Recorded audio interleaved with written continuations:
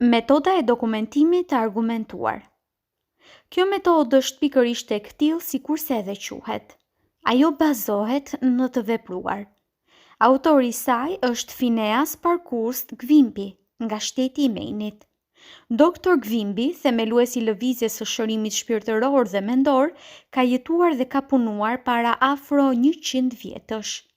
Librin e Horaci Dreserit, me titull Dorëshkrimi i Gwimbit, botuar në vitin 1921, mund ta gjeni pothuajse në secilën bibliotekë amerikane. Ai përmban një varg citatesh të gazetave kushtuar rezultateve të shumta e të pabesueshme të shërimit të sëmurëve me ndihmën e metodës luthëse. Gwimby, madje dukshëm, ka pasur më shumë sukses se sa Jezusi, duke pasur parasysh faktet e cekura në Bibël. Shkurt, metoda e dokumentimit të argumentuar sipas Gwimbit bazohet në bindjen shpirtërore. Qëllimi kryesor është që pacienti, por edhe vetveten, ta bindni se sëmundja është pasojë e besimit të rrejshëm, e frikës së pakuptimit dhe pikpamjeve negative të të menduarit që janë futur në ndërdije. Së pari duhet pastruar njohuria mendore, pastaj duhet bindur të sëmurin se sëmundja është shkaktuar nga të shprehurit trupor të çrregullimit të pikpamjeve mendore. Me fjalë të tjera, besimi i gabuar në fuqitë dhe në shkaqet e jashtme shfaqet si sëmundje dhe mund të ndryshohet me ndërimin e pikpamjes së cekur mendore. Më me rëndësi është që t'i sqarohet të sëmurit se shërimi i tij bazohet në të ndryshuarit e besimit. Gjithashtu është e nevojshme të ceket se ndërdija e krijon trupin dhe organet e tij, prandaj ajo e di mirë se si t'i shërojë ato. Ajo është në gjendje ta bëjë këtë dhe për këtë arsye edhe është duke e bërë. Në gjykatën e mendjes suaj, dokumentojeni se sëmundja është vetëm hije, të cilën mbi trup të pacientit e gjuan mendja e bazuar në përfytyrim të çrregulluar dhe të sëmur.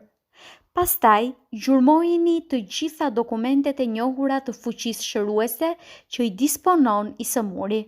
Mëtej, merrni vendim gjyqësor në të mirën e pacientit. Të sëmurin e lironi me ndihmën e besimit të vërtetë të kuptueshmërisë shpirtërore. Provat mendore dhe shpirtërore që i ofroni në këtë rast janë të pathyeshme, në gjithësi ekziston vetëm një mendje e përbashkët dhe çdo gjë me të vërtetë njihet si reale. Pra, si e tillë, ajo do të materializohet edhe në realitet. Veprimi i përshkruar paraqet thelbin e metodës së dokumentimit të argumentuar, e cila pati përdorim të gjerë në periudhën ndërmjet viteve 1849-1869. Metoda absolute i ngjan terapisë bashkëkohore me ultraz. Shumë njerëz në mbar botën me sukses të madh përdorin këtë metodë të terapisë luthëse. Personi që e përdor metodën absolute së pari e cek emrin e të sëmurit. Pastaj, me zë të ulët dhe të qetë, fillon të mendojë për Zotin, si dhe ka vetit karakteristike të tij, siç janë dhemshuria, dashuria e paskajshme, inteligjenca e pakufizuar, gjithmundshmëria, mençuria e pakufishme, harmonia absolute, bukuria e papërshkruar dhe përsosmëria. Derisa mendon në këtë mënyrë, vetëdia e tij ngjitet deri në gjatësi të re valore të shpirtit dhe njëkohësisht ndjen se si oqeani i paskajshëm i dashurisë së Zotit veçon gjë që është e çrregulluar në trupin e filanfistekut, të cilit i është kushtuar lutja. Pra, ai ndjen se si e tërë dashuria dhe e tërë fuqia e Zotit drejtohen nga ai, duke ja zhdukur të gjitha problemet dhe vështirësitë e tij. Metoda absolute mund të krahasohet me terapinë ultrazëshe, të cilën kohëve të fundit mjekët po e përdorin gjithnjë e më shpesh. Pra, fjala është për aparatin me ultraz që drithet me shpejtësi shumë të madhe dhe lëshon valë tingëlluese në pjesën e trupit ka e cila drejtohet. Ato shumë lehtë mund të kontrollohen, kështu që terapia e tillë arrin rezultate të dukshme në thyerjen e shtresave të gurit gëlqëror artistik, si dhe i shëron çrregullimet dhe sëmundje të tjera të shumta. Valët elektronike shpirtërore të harmonisë, të shëndetit dhe të qetësisë shpirtërore i krijojmë deri në atë masë saqë nëpërmjet të menduarit për veti dhe atributet e Zotit e ngrisin vetëdijen tonë. Kjo teknikë e lutjes gjithashtu arrin rezultate të jashtëzakonshme. Do të shkojmë bardhë çka do të ndërmarrësh, udhën tënde do ta ndriçojë drita. Jobi 22:28. Disa të vërteta shkencore. Bëhuni inxhinier i shpirtit tuaj dhe gjithnjë përdorini teknikat e provuara të përparimit të jetës suaj. Dëshira është lutje. Parafytyrojeni vetes plotësimin e dëshirës, ndjejeni atë si të vërtet në mënyrë që ta përjetoni kënaqësinë e lutjes së pranuar dhe të plotësuar. Shpreheni dëshirën se qëllimit do t'ja arrini më lehtë me ndihmën e padyshim të shkencës mendore.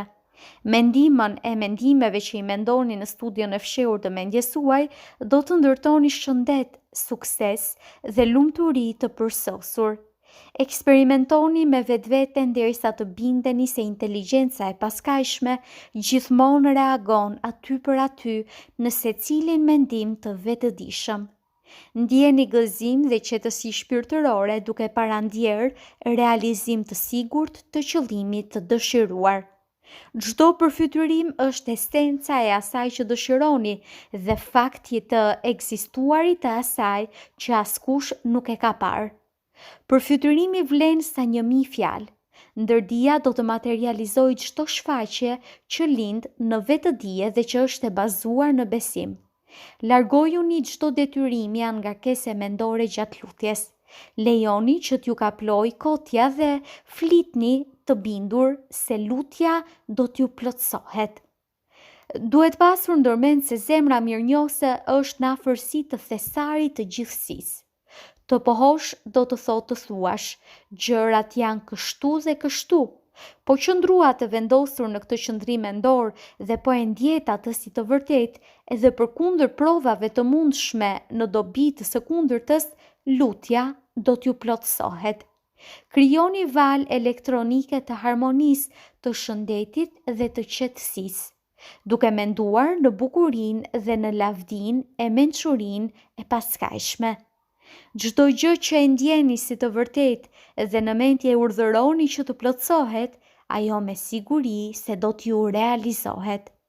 Mendoni për harmoni, për shëndet të mirë, për qetësi dhe për pasuri. Ndërdia synon kahjeta. Mbi 90% të jetës mendore të secilit njeri i takon ndërdijes. Njerëzit që nuk e shfrytëzojnë këtë fuqi të mrekullueshme jetojnë brenda kufive teje të ngushtuar.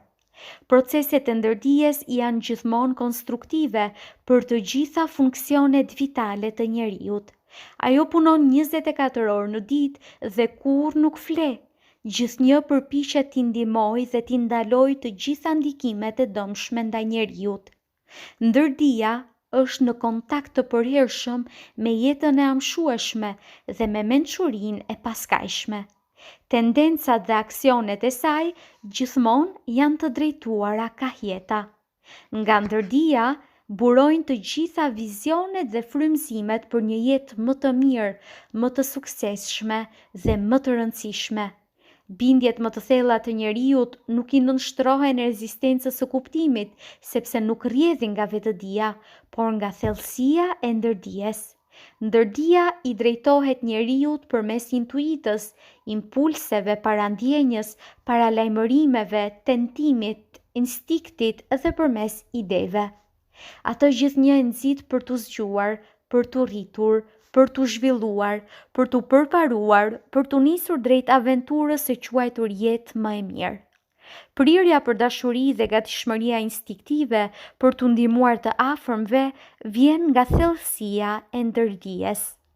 Gjatë kohës së tërmetit të madh të zjarrit në San Francisco më 18 prill të vitit 1906, për shembull, invalid të shumt të thjesht qenë ngritur dhe pa të bërë vepra të guximshme dhe mahnitse. Dëshira e fortë për t'i ndihmuar të afërmit me çdo kusht dhe për t'i shpëtuar ata kishte hasur në reagim të ndërdijes. Piktorët, muzikantët, poetët, oratorët dhe shkrimtarët e mëdhenj punojnë në lidhje shumë të ngushtë me ndërdijen e tyre, e cila i inicion dhe frymëzon. Robert Louis Stevenson, për shembull, mu pare se të binte në gjumë e urdhëronte ndërtijen e vet që të trillonte tregime të ndryshme. Kur i zbrazte i gjiro llogaria në bank, ai kishte zakon që nga ndërdia të kërkonte ndonjë ngatresë lavdërueshme dhe të leverdishme kriminalistike. Stevenson thoshte se inteligjenca e fshehur në thellësi të mendjes i rrëfente tregime dhe atë pjesë-pjesë sikurse në ndonjë film serial. Pra, si të shihet, ndërdia është në gjendje të merret me gjëra për të cilat pjesa e vetëdijshme e mendjes nuk ka njohuri. Mark Twain shpeshherë publikisht ka deklaruar se kurrë në jetën e vet nuk ka punuar. Tër humorin e vet dhe të gjitha veprat e mëdha letrare i nxirrte nga gurra e pashtershme e ndërdijes. Trupi i pasqyron ndodhitë e shpirtit. Të përshkruarit reciprok të vetëdijes dhe të ndërdijes kërkon përshkruarje të ngjashme të sistemeve gjegjëse nervore. Sistemi cerebrospinal është organi pjesës së ndërdishme mendore. Ky sistem paraqet kanalin përmes të cilit njeriu i pranon vëzhgimet e vetëdijshme të shqisave të veta fizike dhe i kontrollon lëvizjet e trupit të vet. Sistemi cerebrospinal posedon nerva të caktuara trupore. Ai e ka rolin e bartësit të punëve mendore që kryhen me dëshirë dhe me vetëdije. Sistemi simpatik, nga ndonjëherë quhet edhe si sistem nervor, pa dëshirën e vet ka qendrën e veprimit në masën ganglionike. Ai është i vendosur në anën tjetër të stomakut, quhet pleksusi solar ose më shumë i njohur si truri i barkut. E ka rolin e transmetuesit të punëve mendore që, pa pjesëmarrjen e vetëdijes, i përkrah funksionet vitale të trupit e koordinon punën e tyre.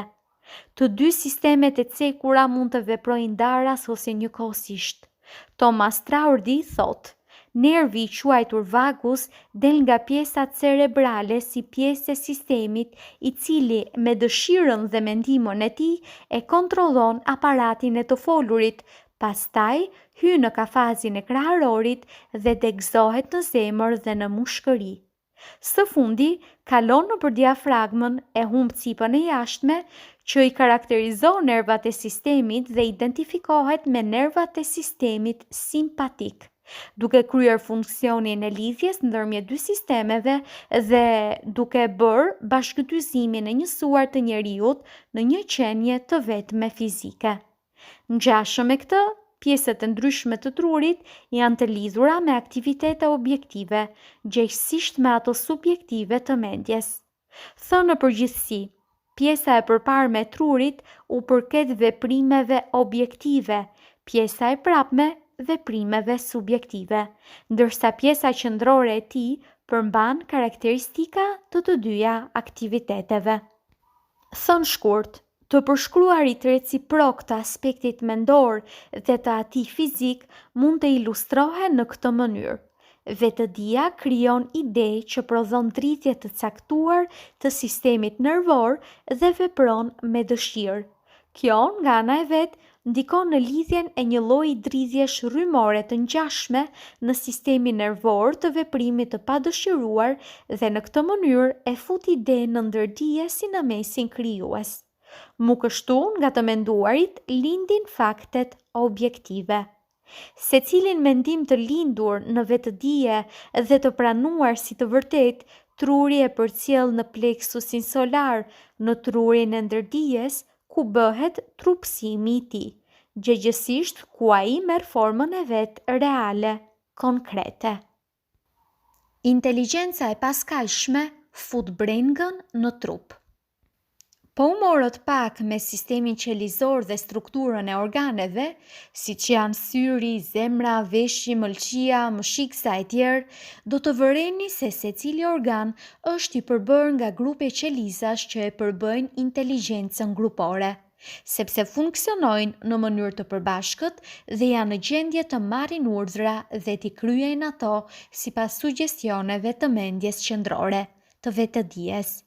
Me hulumtimin serioz të organizmit një qelizor, do të zbuloni se ç'është duke u zhvilluar në tërë trupin tuaj të ndërlikuar. Edhe pse ai nuk ka organe, ofron prova të mjaftueshme për praninë e aksioneve dhe të reaksioneve mendore që kryejnë funksione themelore si të lëvizurit, të ushqyerit, të thithurit dhe të sekretimit. Pohohet se një farë inteligjencë e lartë përkujdeset për trupin e secilit prej nesh, madje edhe nëse vetën ne plotësisht e lëm pasdore. Kjo sidoqoftë është e saktë, por problemi qëndron në faktin se vetëdia me të 5 shqistat e veta që reagojnë ndaj ngacmimeve të jashtme, gjithnjë inkuadrohet dhe ndikon negativisht, duke çuar ka besimi i rrejshëm, ka frika dhe ka të menduarit si përfaqësor. Po qëse mendimin e kushtësimit psikologjik dhe emocional në ndërdije rrënjosen thellë frika, besimi i rrejshëm dhe pikpamjet mendore negative, vetëdia thjesht është e detyruar të veprojë në pajtim me planin e imponuar negativ të sjelljes. Ndërdia vazhdimisht vepron në të mirë të përgjithshme. Qenia subjektive e secilit prej nesh vazhdimisht punon në të mirë të përgjithshme, duke vënë në pa principin e lindur të harmonisë që gjendet prapa çdo gjëje në botë. Ndërdia disponon dëshirë të vetën dhe ajo paraqet realitet të fortë. Vepron si gjatë ditës, ashtu edhe gjatë natës. E kërkuam ne apo jo këtë gjë nga ajo? Ndërdia është ndërtuesi i trurit ton, mirë po njeriu nuk është në gjendje ta shikojë, ta dëgjojë, ta ndjejë këtë proces ndërtimor që zhvillohet në heshtje të plotë, jashtë ndikimit të shqisave tona. Ajo ka jetën e vet, gjithnjë synon ka harmonia, ka qetësia shpirtërore, ka shëndeti i mirë dhe ka rehatia. Si e pengon njeriu veprimin e principit të lindur të harmonisë? Për të menduar ashtu si duhet në mënyrë shkencore, patjetër duhet ditur të vërtetën. Të dish të vërtetën do të thotë të biesh në harmoni me inteligjencën e paskajshme dhe me fuqinë e ndërdijes. Çdo mendim a vepër që nga mosdia apo qëllimisht del nga harmonia, sjell vetëm mospajtim, skamje dhe fatkeqësi. Shkencëtarët thonë se secili njeri trupin e vet plotësisht e përtërin në çdo 11 muaj. Pra, secili prej nesh nga aspekti fizik është 11 muajsh. Po qëse trupi tuaj shkaktoni dëm duke ndjellur mendime të frikës, të hidhërimit, të xhelozisë ose të mos disponimit, fajtor të vetëm për këtë jeni vetë ju. Njeriu është tërësia e mendimeve të veta, secili është i aftë që të lirohet nga mendimet dhe nga shfaqjet negative. Nga errësira lirohemi me anë të dritës, nga të ftohtit me nxehtësi, nga mendimet negative, po qëse i zëvendësojmë me ato pozitive. Ndiqeni pozitiven, ndërsa negativja do t'ju shduket pa lënë gjurmë. Pse është normale të jesh i shëndosh, vital dhe i fuqishëm? I porsalinduri mesatar ka shëndet të përkryer dhe të gjitha organet i funksionojnë në mënyrë të përkryer. Kjo është gjendje normale e qenies njerëzore. Secili do të duhet të përpiqej që ta ruajë një gjendje të tillë. Instikti i vetruajtjes është instikti më i fortë i natyrës dhe paraqet vërtetësinë më të fuqishme, gjithëprezente, e cila vepron pa ndërprerë dhe e karakterizon si çdo qenie tjetër, ashtu edhe njeriun. Andaj, është krejtësisht e qartë se mendimet, idetë dhe besimet e njeriut kanë potencialisht efekt të dukshëm më të madh, po qëse veprojnë në pajtim me principin jetësor të natyrshëm, i cili tenton ta mbrojë dhe ta ruajë qenien njerëzore në të gjithë lëmenjtë e jetës. Nga kjo rrjedhse është shumë më e lehtë dhe më e sigurt të përtërihen rrethanat normale të çrregulluara sesa të shkaktohet çrregullimi i tyre. Sëmundja nuk është normale. Nuk do të thotë lëvizje e njeriut në kahje të kundërt të jetës, duke pasur mendime negative gjatë asaj kohe. Ligji i jetës është ligji i zhvillimit, e gjithë natyra dëshmon veprimin e këtij ligji. Kudo që ka rritje dhe zhvillim, aty domosdo duhet pasur edhe jetë. Kudo që ka jetë, domosdo duhet pasur edhe harmoni. Kudo që ka harmoni, domosdo duhet pasur edhe shëndet të përsosur.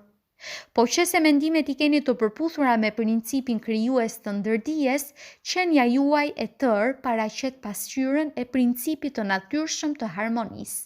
Po ushqyet me mendime që nuk i përgjigjen principit të harmonisë, do të pikëlloheni dhe në fund do të sëmureni, e po që se nuk i largoni nga koka, ndoshta edhe mund të vdisni. Në rastin e shërimit është me rëndësi të shtoni sasinë e fuqive jetësore të ndërdijes që qarkullojnë nëpër sistemet e të sëmurve. Kjo mund të arrihet duke larguar frikën, vështirësitë, brengat, xhelozin, urrejtjen dhe të gjitha mendimet e tjera rënuese që i shkatërrojnë nervat dhe gjëndrat inde trupore që e kontrollojnë mënjanimin e mbeturinave trupore. Shërimi i tuberkulozit të kurrizit. Në revistën Nautilus, në numrin e marsit të vitit 1917, u botua artikulli për një djalosh të sëmur nga tuberkulozi i kurrizit, i cili kishte përjetuar shërim të mrekullueshëm. Ky djalosh, i quajtur Frederick Elias Andrews, më vonë u zgjodh drejtor i njërit nga institucionet më të rëndësishme në Kansas City. Mjekët, duke ja caktuar diagnozën, e patën shpallur si të pashërueshëm. Mirëpo ai ishte kthyer lutjes dhe nga një djalosh i shtrembëruar e i sakatosur që ecte këmbadoras, u rrit një njeri i fortë, i drejtë dhe mjaft i arsimuar. Në lutje të vet i kishte përfshirë të gjitha vetit që dëshironte të kishte dhe nga disa herë në ditë përsëriste pohimin pozitiv i jues. Unë jam i fortë, i aftë, me trup simetrik, e meritoj dashurin, jam i lumtur dhe i përkryer. Me këtë lutje në goje përfundonte çdo ditë dhe fillonte çdo mëngjes. Pos kësaj, në mënyrë të ngjashme, ai lutej edhe për të tjerët, duke u kushtuar mendime në dashuri dhe në shëndet. Shndërimi i tillë mendor dhe mënyra e lutjes së tij i kishte sjellë të mira të shumë fishta.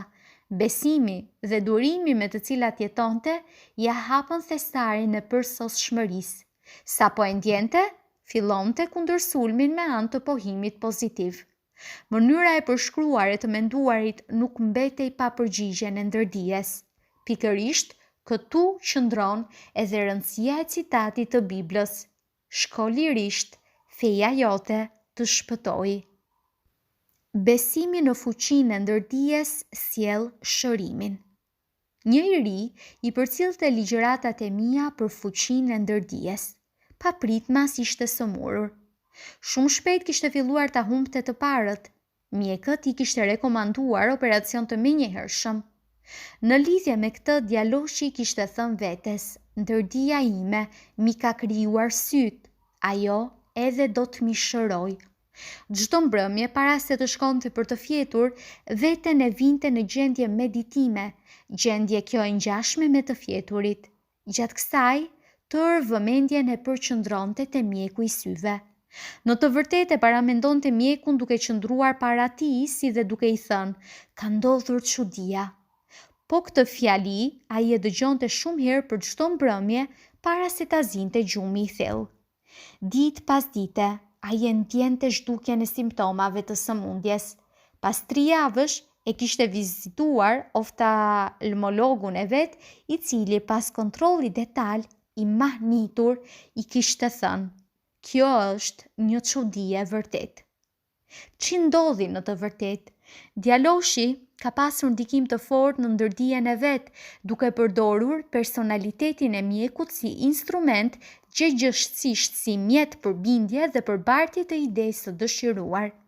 Ndërdia nuk ka mundur t'imposhtë përsëritjet e pandërprera, pas së cilave qëndronin besimi e shpresa.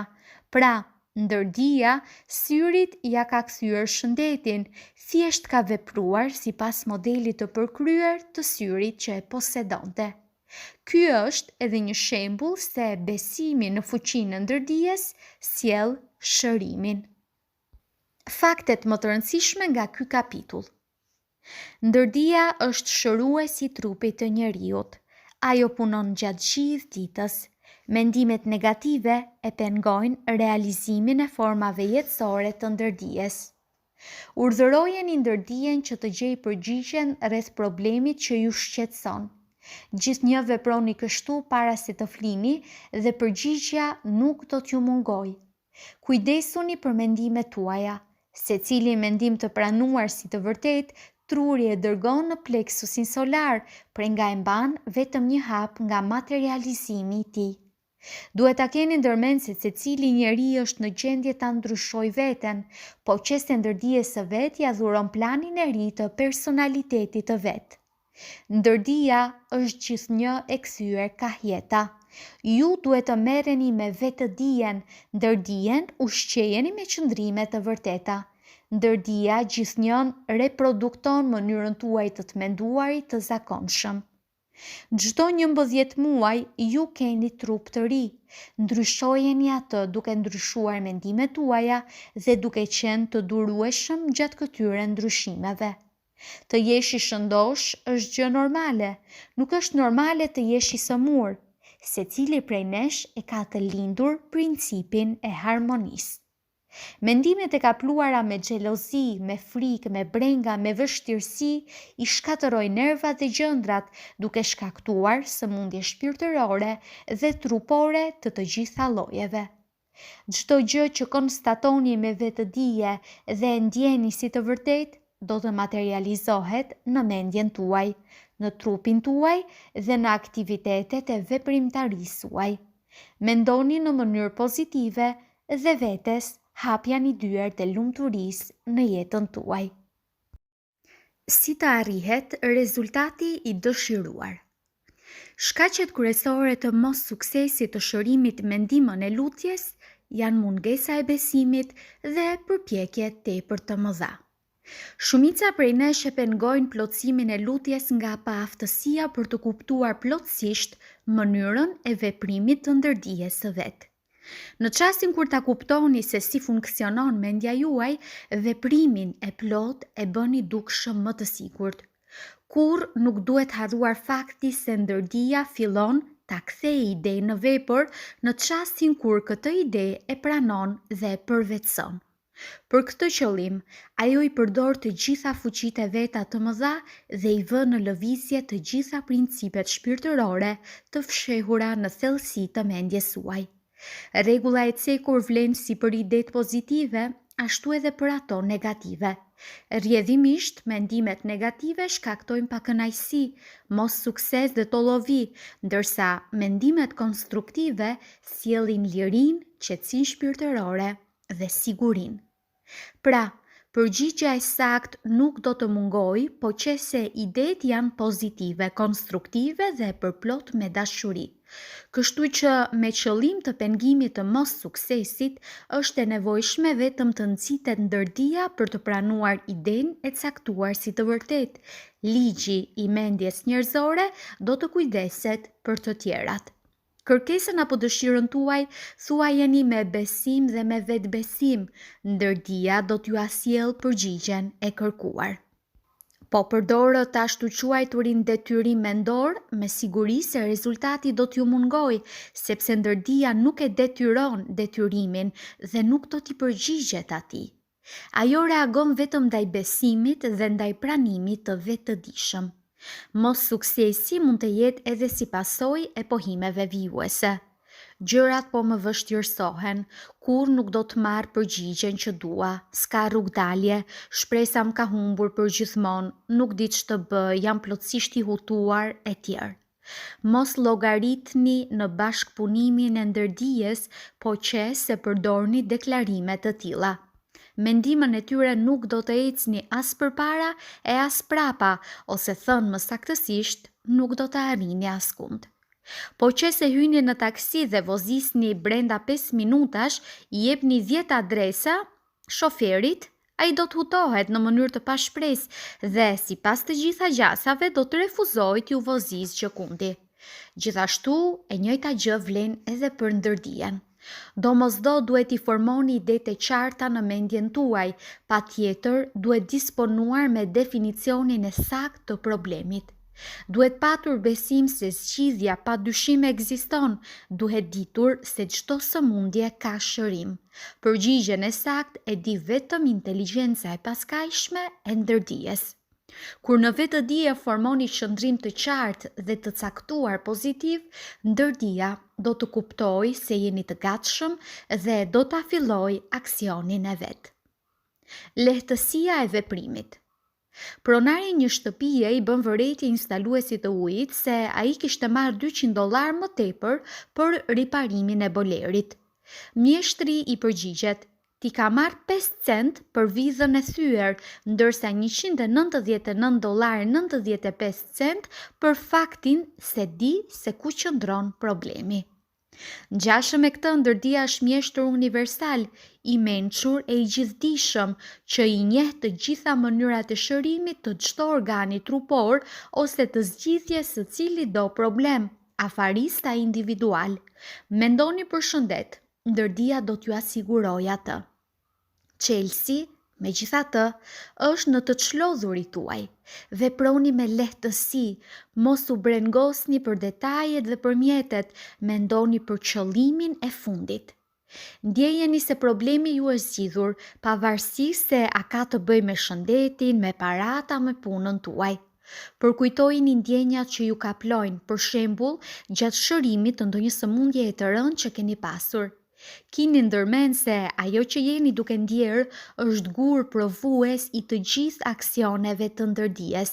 Secilin mendim të ri, së pari subjektivisht, duhet ndjerë si të përfunduar.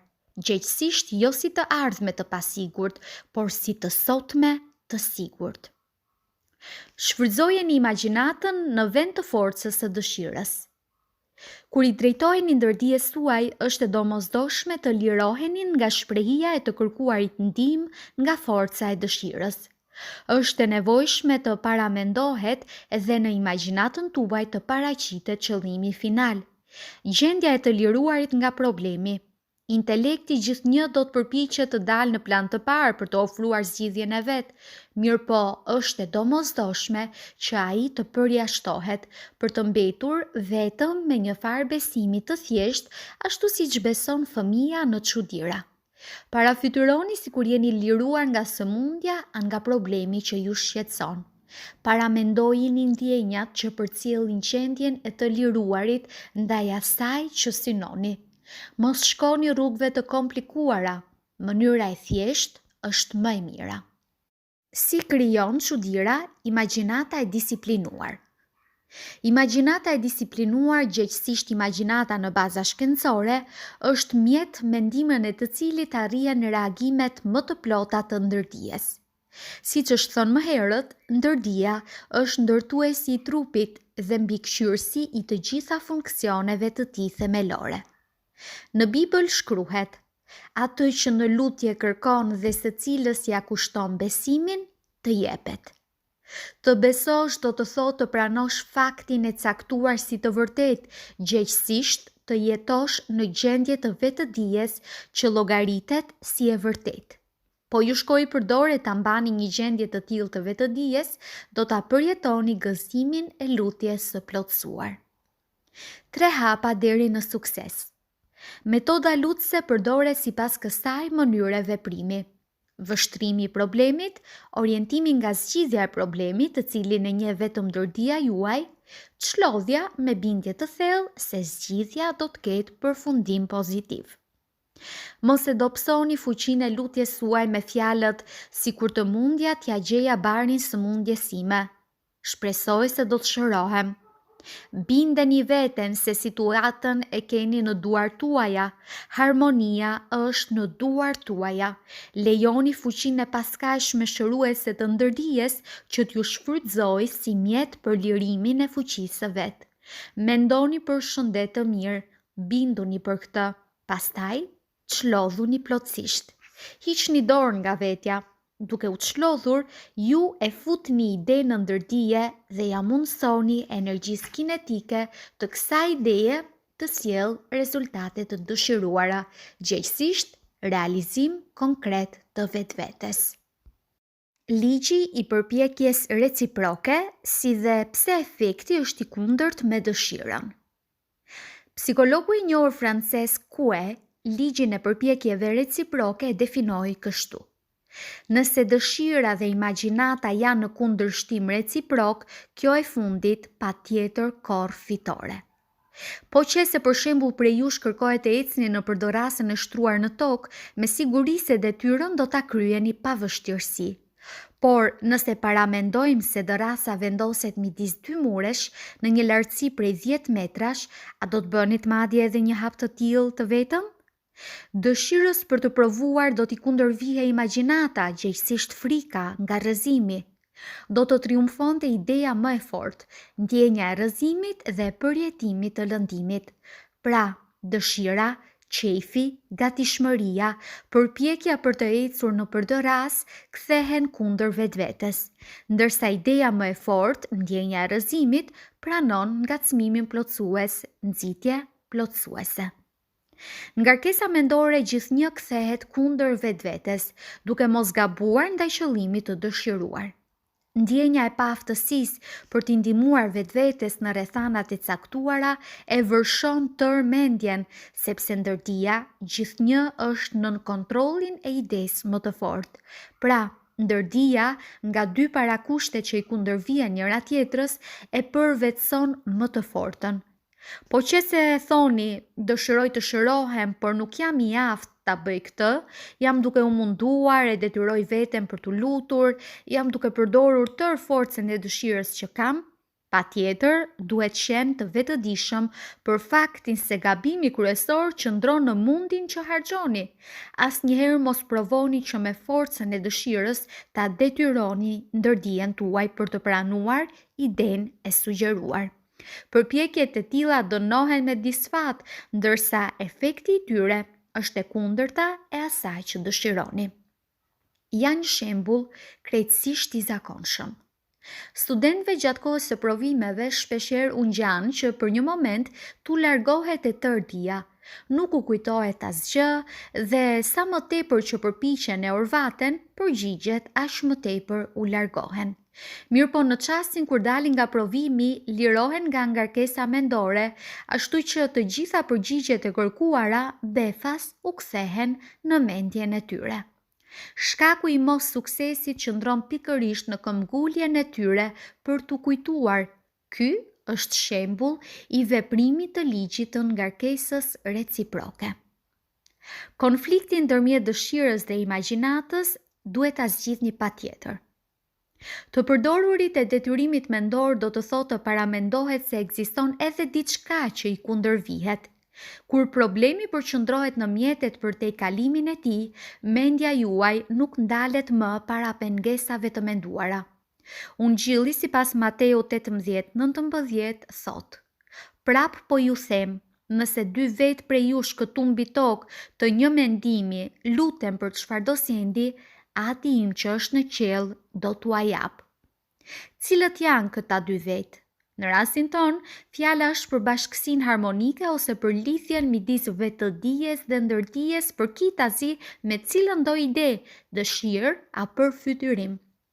Lutja do të plotësohet, por vetëm nëse ka marrëveshje ndërmjet 2 elementëve të mendjes së njeriut. 2 anë që i cek ungjilli mund të kenë domethënien e mendimit dhe të ndjenjës, të idesë dhe të emocionit, të dëshirës dhe të imagjinatës. Konfliktit ndërmjet dëshirës dhe imagjinatës do t'i ikni, po që se shpirtërisht shlodheni, si dhe po që se në kotje deri në minimum e paksoni çdo ngarkesë mendore dhe trupore. Në këtë gjendje, vetëdia mbetet në plan të dytë dhe kjo është koha më e volitshme për të futur idenë e dëshiruar në ndërdije. Në raste të tilla, ndërdia energjikisht shpërthen në plan të parë. E njëjta gjë ndodh me të menjëherë, po sa zgjoheni. Mendimet negative dhe përfytyrimet që tentojnë ta bëjnë të dyshimt, ata eliminojnë dëshirën, si dhe ta ndalojnë dëpërtimin e saj në ndërdije, në momente të tilla nuk vinë në shprehje. Në çastin kur e paramendoni realitetin e dëshirës së plotësuar dhe kur ndjeni kënaqësi për arritjen e qëllimit, ndërdija fillon t'ju realizojë atë. Shumë njerëz, dilemat dhe problemet e veta i zgjidhin me ndihmën e lojës që kontrollohet, udhëzohet dhe disiplinohet me imagjinat, duke ditur mirë se çdo gjë që paramendojnë dhe që ndjejnë si të vërtet do ta marrë formën e saj materiale, mundësisht ose patjetër. Të cekim shembullin e një vajze e cila, në mënyrë të vetë specifike, te i kaloi konfliktin ndërmjet dëshirës dhe imagjinatës. Duke u gjendur para këtij problemi të ndërlikuar ligjor, ajo kishte dëshirë të madhe për të gjetur zgjidhje të pajtueshme, mirë po kurrësesi nuk arriti t'imposhtë mendimet për debakël, për bankrotim dhe për varfëri. Fjala ishte për një proces gjyqësor të ndërlikuar, me shtyrje të njëpasnjëshme dhe pasgjidhje të dukshme. Sipas këshillës sime, vajza, mu para se të shkonte për të fjetur, e vinte vete në gjendje kotjeje, duke paramenduar përfundimin e dëshirës të gjykimit, si dhe duke u përpjekur që ta ndjejë atë si të vërtetë. Ishte vetëdijshme se patjetër duhej arritur pëlqimi ndërmjet imagjinatës dhe dëshirës. Në mendje zhvillonte biseda të gjalla me avokatin e vet, kinse i parashtronte pyetje, ndërsa prej tij merrte përgjigje plotësisht të caktuara. Avokati kinse pa ndërprerje i përsëriste fjalët, gjetëm zgjidhje të përkryer dhe të pajtueshme, bëm ndarje jashtëgjyqësore. Gjatë ditës, kur mendjen ja kaplonte frika, ajo përsëri e lëshonte filmin e vet mendor, duke përjetuar me aq gjallëri dhe realitet sikurse në ëndër. Së shpejti, pa kurrfarë vështirësie, arrinte sukses që ta parandjente zërin e avokatit, ta përfytyronte fytyrën e tij, buzëqeshjen, lëvizjet, kështu që filmi i përshkruar ishte bërë pjesë e përditshme të saj. Vend strehimi i zakonshëm i mendjes së saj. Pas ca javësh, atë e kishte thirrur avokati i vet dhe, në realitet objektiv, kishte vepruar pikërisht ashtu siç kishte ndjerë vajza më herët dhe ashtu siç e kishte paramenduar realitetin. Mu për këtë, ka menduar edhe autori i psalmeve biblike kur shkroi: "Të pëlqefshim o Zot, fjalët e gojës sime para teje dhe mendimi i zemrës sime o Zot." Ose, ndryshe, "Të pëlqefshim o Zot, ligji i ndërdijes, fjalët e gojës sime para teje, mendimet, përfytyrimet, mirësinë si të tillë, edhe mendimi i zemrës sime, ndjenjat, natyra, karakteri. O Zot, ndihmësi im, i shkëlbyesi im, fuqia e aftësia dhe mençuria e ndërdijes shëron nga sëmundjet dhe liron nga mjerimi a varfëria." Psalmi 19:15. Ç'duhet mbajtur mend. Detyrimi mendor dhe mundi i tepruar mundësojnë që në plan të parë të shpërthejnë frika dhe ngarkesat psikike, gjë që pamundsojnë gjetjen e përgjigjes. Gjithnjë veproni në mënyrë të lehtë. Ndërdia fillon të materializojë idenë vetëm nëse jeni të çlodhur dhe nëse i lejoni asaj që idenë së pari ta përvetsojë plotësisht. Mendoni dhe planifikoni pavarësisht nga metodat tradicionale. Duhet pasur ndërmend se çdo problem ka zgjidhje, mos u brengosni shumë për punën e zemrës, të mushkërive, a të ndonjë pjese tjetër të anatomisë suaj. Mbështetjuni ndërdijes suaj dhe rikujtojeni sa më shpesh faktin se inteligjenca e paskajshme do të ndërmarrë çdo gjë që është e nevojshme. Ndjenja e shëndetit sjell shëndet, ndjenja e pasurisë sjell pasuri. Po ju, që ndjeni?